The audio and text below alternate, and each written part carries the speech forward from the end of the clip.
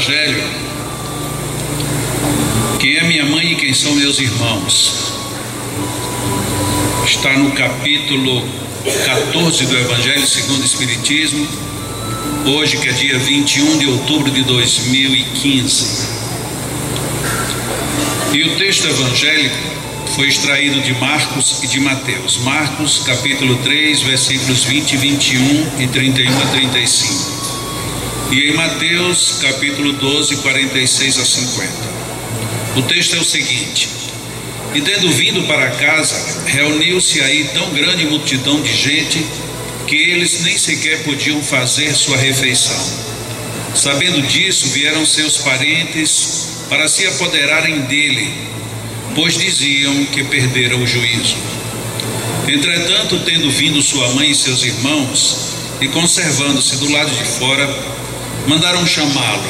Ora, o povo se assentara em torno dele e lhe disseram: tua mãe e teus irmãos estão lá fora e te chamam. Ele lhes respondeu: quem é minha mãe e quem são os meus irmãos? E passando a olhar pelos que estavam assentados à sua volta, disse: eis aqui minha mãe e meus irmãos, pois todo aquele que faz a vontade de Deus, esse é o meu irmão, minha irmã e minha mãe. Lógico que no primeiro momento isso soa muito estranho. Jesus, que disse que tinha vindo cumprir a lei e os profetas, estava aqui pondo em xeque um dos mandamentos da lei: honrai pai e mãe. Ele não só parecia não estar honrando naquele momento, como ainda desafiando os chamados laços de família. Primeira coisa que nós sabemos e que devemos ter em mente é que Jesus, ele usou algumas metodologias bem fortes para poder se fazer ouvir. Porque se ele dissesse: que bom que minha irmã e meus irmãos estão aí, diga que lá que na hora que eu puder eu vou, isso não soaria diferente para ninguém. Mas ele aproveita o ensejo para fazer vários questionamentos. E o primeiro questionamento está na primeira parte do que Lucas narrou, que os seus parentes esperavam por ele e queriam dele se apoderar. Por que queriam se apoderar de Jesus? Porque Jesus agora era famoso. Jesus agora, onde quer que ele estivesse, vinha grande multidão ao seu redor. E óbvio, quando alguém chega nesse nível, todo mundo é amigo, todo mundo é parente, todo mundo quer bem. E os seus parentes que não o seguiam, simplesmente quiseram cuidar dele. Primeiro, para extrair os frutos ou os usufrutos advindos da sua personalidade marcante. Mas o outro aspecto é o desdém que por trás continuava forte em tudo o que os seus parentes faziam. Ele está louco. E por que está louco? Ora, porque era para ele não deixar ninguém entrar em casa. Era para ele parar com essas coisas porque ele já tem sucesso suficiente. Era para ele agir assim, daquele jeito ou daquela outra maneira. Da forma como ele age, isso é coisa de louco. E Jesus, muito embora pelo que se prevê, ele não participou necessariamente deste introito, porque ele já estava lá dentro quando lá fora os outros estavam querendo arrebatá-lo. Ele sabia que no coração de todos vigorava alguma animosidade de todos os seus familiares, exatamente pela opção de vida que ele tomou. Ele tinha sido bem formado como carpinteiro, filho de um carpinteiro exímio como era José, e ele tinha como produzir bastante para ajudar na própria manutenção da família, e a família não aceitava isso.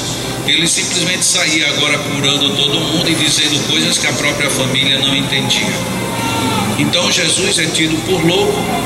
E como que ele deveria acalmar isso? Dizendo: quem é minha mãe e quem são meus irmãos? Minha mãe e meus irmãos são aqueles que aqui estão comigo e que fazem a vontade do Pai. É de fato um questionamento muito duro, porque nós, por nossa vez, também nos questionamos todas as vezes que somos convidados a tomar partido em alguma decisão familiar. Quem de nós já não passou por momentos difíceis em ter que dizer: você está certo e você está errado? Quem de nós não já ficou numa situação difícil tendo que agradar dois lados, percebendo que um dos lados não é o que está optando pelo melhor comportamento? Nesse momento, como é que a gente se decide? Jesus tomou a decisão pelo bem. Quem é minha mãe e quem são os meus irmãos? a pergunta ali dentro trazia algo de muito mais profundo. Primeiro, quem é minha mãe e quem são os meus irmãos? Se você é minha mãe, se você é meu irmão, não importa que você esteja perto ou longe, você continuará sendo minha mãe e meu irmão. Mas aqueles que estão longe, aqueles, se eu trouxer para perto, aumentará o meu laço de família ou de familiaridade. Foi a opção de Jesus, para deixar registrado primeiro que ele não estava ali para passear dentro de um seio familiar apenas. Como ele diria depois, a casa do meu pai tem muitas moradas. E se tem muitas moradas e ele é meu pai, então em todas as casas eu tenho parentes, em todas as casas eu tenho mãe e irmãos. Quando a gente começa a fazer essas associações dentro da leitura do Evangelho, nós percebemos que Jesus de fato era um indivíduo que estava fora da nossa época. Desde aquela época como até hoje, ainda hoje a gente demora muito para entender o que de fato Jesus queria dizer quando dizia alguma coisa. É óbvio que por sabermos a sua personalidade, muitas vezes também temos uma visão quase que divinizante de tudo que Jesus disse. Mas Jesus era sobretudo um ser humano, e um humano apenas que tinha uma inteligência extremamente primorosa. Ele não andava no lugar comum. O que é que nós normalmente fazemos? Nós estamos muito no lugar comum. Quase tudo nosso é lugar comum. Se alguém, por exemplo, pega uma palestra, vai falar uma palestra diz assim: cada macaco no seu, não precisa completar, a gente completa, porque é um lugar comum. Ou qualquer outra coisa, os últimos serão os. A gente fala primeiro, mesmo que isso quebre a nossa lógica, porque os últimos vão chegar por último. A frase correta seria essa. Então a gente repete, os últimos serão os primeiros, sem nem ao menos atinar o que estamos dizendo com isso. Porque Jesus quebrou a regra, e ele quebrou a regra de uma forma tão forte que a regra quebrada dele foi a regra que prevaleceu. Mas nós não temos tanta coragem, e quando fazemos alguma coisa que afronta, a gente faz de uma certa forma desafiadora, e não necessariamente porque refletiu antes de fazê-la. Essa é a grande diferença de Jesus dizer quem é minha mãe, quem são os meus irmãos. Ele já antevia como era que isso poderia ser percebido lá adiante. Um dia eu estava participando de um seminário, e um palestrante levou essa frase, quem é minha mãe, quem são os meus irmãos, ao ponto mais ridículo que poderia alguém analisar na minha ótica. Todavia percebe-se como dá margem para a gente identificar as pessoas a partir de como elas interpretam o que está sendo analisado. Aquela pessoa na oportunidade disse assim: imagina só como Jesus estava chapado.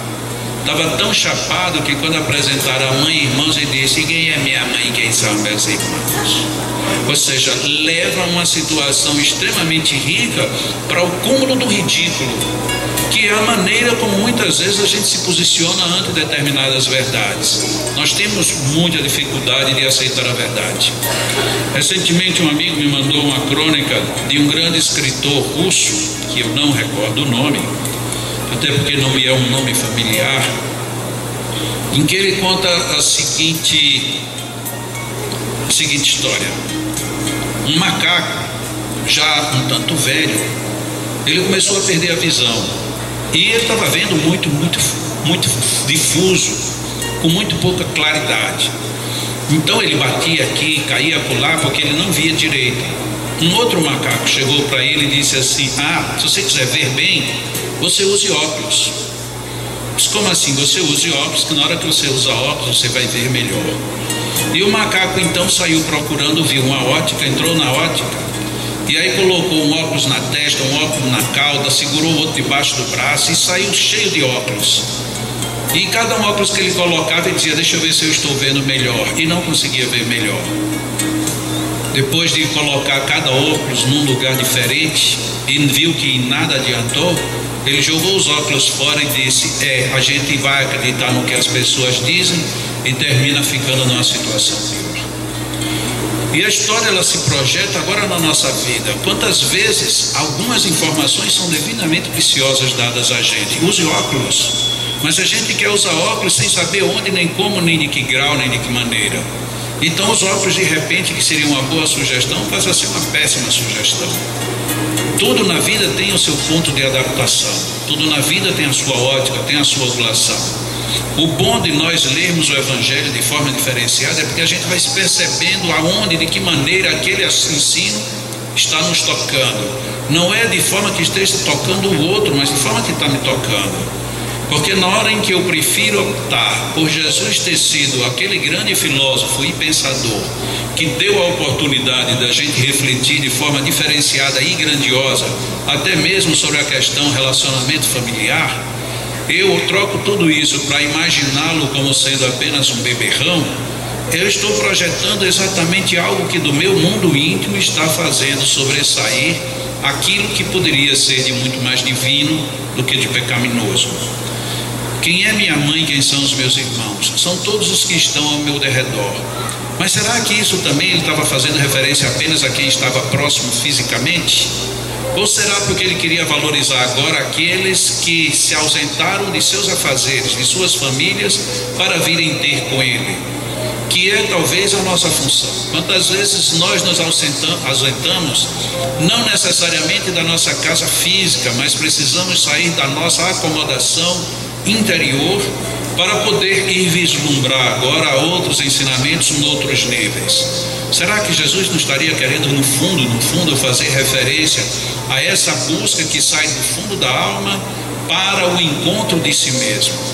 Porque muitas vezes nós saímos para ir ver paisagens e raramente entramos para ver realidades. Nós não gostamos de mergulhar em nós mesmos exatamente por conta da realidade, porque nós vamos perceber com mais ou menos tempo, com maior ou menor profundidade, que quando eu estou vendo o outro, no fundo eu estou me condenando, eu estou me criticando, eu estou descobrindo em mim todas aquelas falhas que ainda são gritantes, e eu poderia muito bem ver diferente. Quando a gente passa a ter um olhar mais doce e tranquilo para o outro, é porque a nossa alma já está começando a entrar num outro nível de serenidade. Mas nada que seja apenas para agradar o exterior. Tudo isso tem que ser de pronunciamento interior de si para consigo. Como é que eu posso reconhecer a minha mãe e os meus irmãos se eles não estão fazendo a vontade do meu Pai? E aqui entra um outro questionamento. Mas Maria, era sabido que Maria era uma mulher cumpridora de todos os seus deveres, como mulher, como mãe e como espírito elevado. Como é que Jesus tem a ousadia de dizer quem é minha mãe e dizer depois todo aquele que faz a vontade do meu Pai?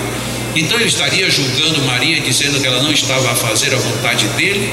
Ou ele tinha tanta certeza de que ela fazia que por isso mesmo ela não se incomodaria com o que quer que ele dissesse? São questionamentos graves que a gente pode extrair dentro de uma única passagem. O que nós não deveríamos fazer é acreditar assim: isso eu já li, já ouvi, já comentei, e já não tem mais nenhuma novidade para mim. Porque todas as novidades que existem são apenas novas visões que nós temos dentro dos ângulos novos que colocamos para os mesmos pontos. Ainda há pouco, na hora do café, comentávamos sobre a dificuldade que nós temos de perceber o quanto nós ainda não percebemos, de saber reconhecer o quanto nós não sabemos, e de como nós nos confundimos quando acreditamos que tudo já sabemos, e quando tudo sabemos, descobrimos a partir dali que não sabemos praticamente nada. Não sabemos sequer como aprender as verdades novas que estão ao nosso redor. É muito comum qualquer um de nós irmos a qualquer templo, a qualquer igreja, ler, ouvir comentários, e de repente a gente tem a sensação de que, nossa, mas isso eu já ouvi, isso eu já sei. Mas fica faltando uma questão que nos incomoda. E por que eu não faço? Por que eu não pratico? Porque saber ler, ouvir, comentar, fofocar, tudo isso é simples. A parte mais difícil é a parte da realização. E é esta que nos cabe. Por isso que Jesus criou esse parâmetro ali tão violento. Quem é minha mãe, quem são os meus irmãos? Minha mãe e meus irmãos são todos aqueles que fazem. E aí entrou o verbo. O verbo forte da nossa vida é o verbo fazer. Porque falar, criticar, condenar, apontar, tudo isso pode ser útil, mas não é o que define a minha caminhada. O que define a minha caminhada é fazer. A gente pega um GPS, o GPS sabe caminhos que a gente nem sequer imagina que existam. Todavia ele não faz o caminho, nem ele vai pelo caminho. Se você quer o GPS como auxiliar, ótimo, mas saia. ande, pesquise, vá atrás, porque senão você não saberá nem ao menos se o GPS está certo ou está errado. Na nossa vida, o Evangelho ele está certo, é o melhor GPS para a nossa condução moral. Mas a gente tem se conduzido por ele, a gente consegue enfrentar as situações mais simplórias do dia a dia, já à luz do Evangelho, porque eu sei que para nós vencermos um grande óbice como o não perdão, o rancor, a mágoa, o desejo de vingança, alguém que nos maltrata, alguém de quem a gente não esperava, subitamente nos surpreende, isso talvez seja difícil, mas que tal a gente de manhã cedo agradecer porque tem café? Agradecer que apesar de toda essa crise que a gente ouve nas rádios, a gente não está precisando fugir de casa, não está precisando enfrentar lama, repressão por vários países e ainda por cima ter parentes, filhos, crianças mortos no meio do caminho. A gente não se lembra de nada disso, apesar de que quando ligamos a televisão essas imagens aparecem no café, no almoço e no jantar. A gente não agradece pela situação que está. O mundo todo na seca, aqui no Nordeste inclusive está terrível, mas a maioria de nós podemos tomar banho hoje de manhã cedo. E que agradecimento nós fizemos? Se brincar muito enquanto nos ensaboávamos, o chuveiro continuava aberto. E aberto por quê? Aberto porque na minha caixa sobrava. Mas enquanto sobra a sua e que vai para os esgotos, quantas pessoas vão sentir falta disso? Então nós não temos condições evangélicas, ao menos ainda, de sermos íntegros com os nossos menores atos. Devemos agora querer sermos a mãe e os irmãos de Jesus? Sim, podemos querer ser. Mas se podemos querer, então está na hora da gente começar a fazer. E começar a fazer a partir de pequenos atos. É difícil? Eu não sei. Para algumas pessoas algo já é bem fácil, para outras é muito complicado. Ontem mesmo recebi um e-mail de uma senhora que faz atendimento à distância e ela estava se martirizando. Ela disse: eu não sei nem como é que eu tenho coragem de lhe escrever, porque eu faço de tudo, eu sou uma mulher inteligente, resistente, trabalhadora, todo mundo me admira, mas eu estou começando a me odiar, porque eu não consigo parar de fumar. Que coisa! E nós, por exemplo, imaginemos quem nunca fumou, a gente nem sabe agradecer o que é nunca ter fumado, para não passar por um dia ter que deixar de fumar. E para aqueles que estão tentando deixar de fumar, talvez essa seja uma forma de dizer: Senhor, eu sou teu irmão, eu estou contigo. Então a gente pode colocar metas na nossa vida, algumas mais difíceis, outras mais simples, mas o mais relevante de tudo é que nós não nos deixemos ficar vivendo por viver, porque a não ser na música popular, viver por viver não quer dizer viver. Viver por viver é menosprezar a grande bênção que Deus nos dá. Então, onde é que está a minha mãe? E onde é que estão os meus irmãos? Para concluir, recentemente participando de um evento, ao término de uma palestra, quando eu desci, algumas pessoas vieram me cumprimentar, e uma das senhoras que veio falar comigo disse: você perdeu a sua mãe, não é isso? Eu disse: não, não a perdi. Disse: mas ela não morreu? Também não, ela desencarnou. Eu disse: vocês espíritas são engraçados, pois a minha mãe eu perdi e ela morreu. Eu digo: que pena, porque se ela morreu ela ainda não saiu do corpo. Ela disse: como assim? Disse: porque morrer é você simplesmente tirar a vida do corpo, desencarnar é você sair do corpo. E a minha mãe, eu acredito que ela saiu do corpo logo que desencarnou. Ela não ficou morta há muito tempo, ela morreu e logo em seguida já saiu do corpo.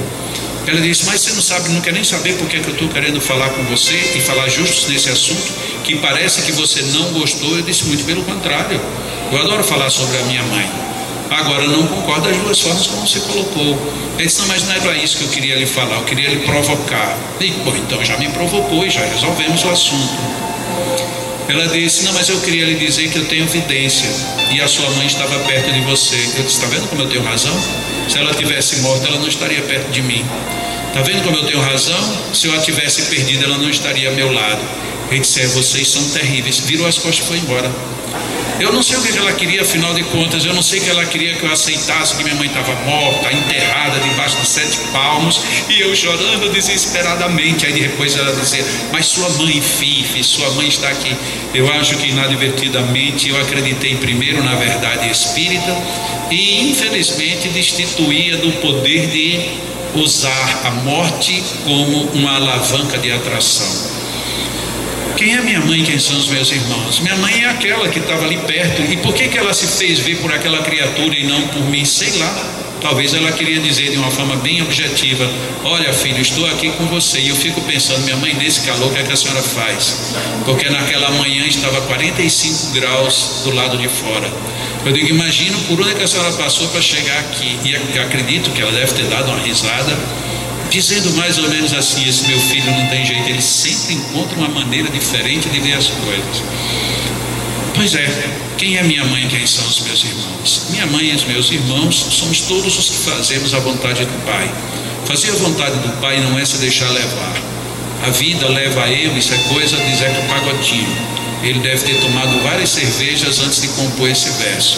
Passado o efeito da cerveja, ele diz: agora eu vou ficar com um sucesso. Mas a vida continua sem sentido. A vida com sentido não é a que me leva, a vida com sentido é a vida que eu levo. E quanto melhor eu levar a minha vida, melhor eu virei lá de longe. Quem é minha mãe? Quem são os meus irmãos? A minha mãe e os meus irmãos são todos estes que fazem a vontade do Pai. E quem é que faz a vontade do Pai? Aquele que ouve a palavra do Filho e procura segui-las, incorporando-as ao dia a dia de cada um de nós, sem muitas vacilações, sem muitos desvios.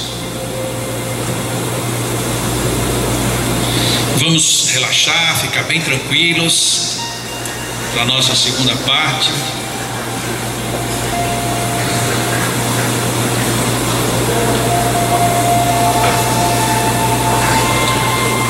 Vamos aproveitar um pouco o clima de harmonia.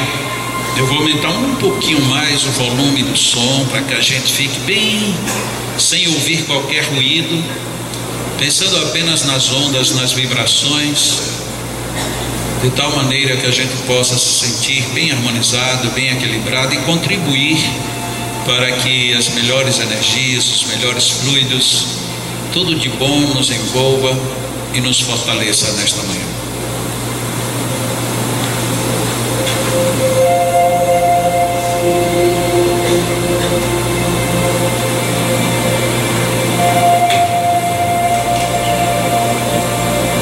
Procuremos estar bem relaxados. Procuremos nos imaginar sentados ali ao redor de Jesus Cristo e ouvir de sua voz firme e suave: quem é minha mãe? Quem são os meus irmãos? E de repente nos sentirmos invadidos por uma onda nova de energias abençoadas que nos dizem: eu sou um dos irmãos, eu posso me sentir também a filha direta de Deus, mãe de Jesus. Sintamo-nos bem acomodados ao lado dele. Cada vibração que vem do seu coração, cada pulsar, repercute dentro de nossa alma. Sintamo-nos envolvidos por um conjunto de bênçãos, energias e fluidos, que certamente como ondas do mar vêm e nos deixam envolvidos e depois se retraem um pouco, para que respiremos e inspiremos com tranquilidade. Quem é minha mãe? Quem são os meus irmãos? Esta pergunta nos arremete para os braços dos entes queridos que nós temos, aqueles que aqui estão, aqueles que já se foram, aqueles que pronunciaram o seu amor dizendo-nos: eu te amo, eu te quero bem, eu te adoro, eu te admiro.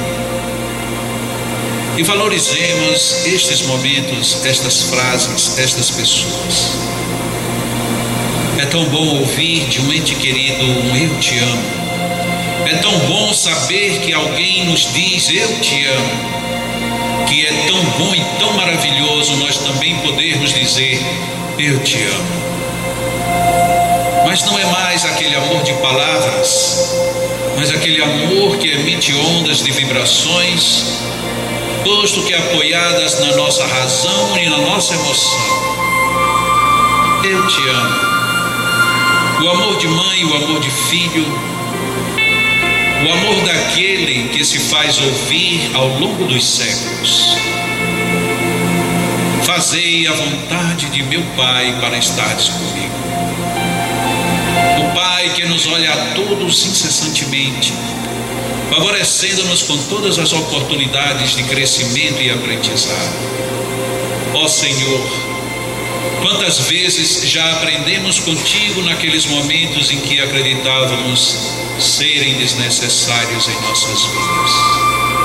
Infunde-nos, Senhor, ondas de harmonia, fortalecendo-nos o ânimo, permitindo-nos que nos sintamos como teus irmãos, como teus próximos,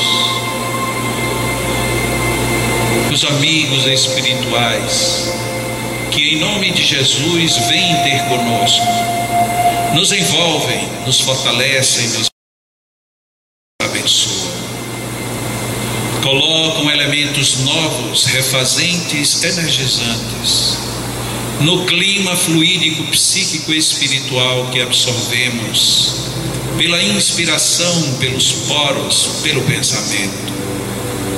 Entreguemo-nos a estas ondas de amor, ondas de eflúvios totalmente equilibrantes.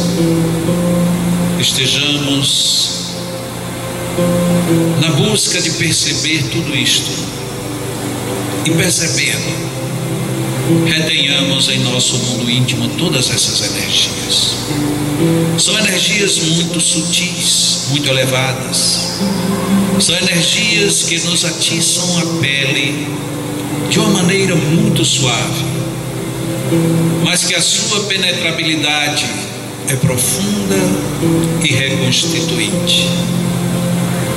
E para nos ajudar na fixação de toda esta nova energética, destes potenciais maravilhosos, os nossos companheiros magnetizadores encarnados adicionam agora os seus fluidos pessoais, suas fontes, suas usinas de energias, a nos envolverem a todos, a nos possibilitarem uma respiração diferenciada.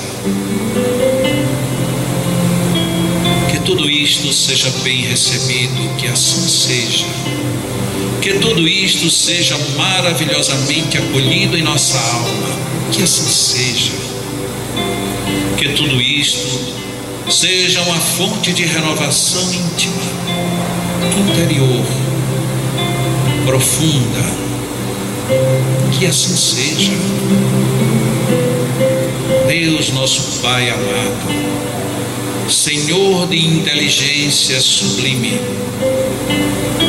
envolve-nos, fortalecendo-nos nas nossas decisões, prestigiando-nos com as tuas bênçãos, dotando-nos das grandes possibilidades de desenvolvimento do teu amor em nós mesmos. Senhor do universo, Criador de tudo e de todas as coisas, inteligência maior, permite-nos que te sintamos no fundo da alma. Ensina-nos, Senhor, a vivermos estes momentos de êxtase, estes momentos em que o nosso corpo deixa de ser apenas uma máquina, posto que absorve energias divinas, sublimes, superiores. Faze, Senhor, com que nesta manhã nos renovemos, troquemos os nossos sentimentos por outros cada vez melhores, que as decisões que vimos acalentando na alma, elas sejam agora fortalecidas pela decisão do teu amor inteligente em cada um de nós. Senhor Pai, poderoso e justo, envolve-nos sempre nestas energias abençoadas, e que nós saibamos levar tudo isto conosco vivendo, não trocando por nada, distribuindo em teu nome, posto que o bem, quanto mais distribuído, mais se multiplica. Nossos magnetizadores vão magnetizar nossas almas, e nós continuaremos absorvendo estas energias em oração, em silêncio, em total respeito e gratidão ao Divino Senhor, que nos permite a vivência desses momentos abençoados. Continuemos relaxados, em oração, no encontro com o Senhor e no encontro cada um consigo mesmo. Confiemos nessas bênçãos e nos permitamos a intensa alegria que se transformará amanhã numa grande felicidade, a felicidade de estarmos em Deus, de estarmos com Deus, de termos Deus em nossas vidas. Sigamos em oração.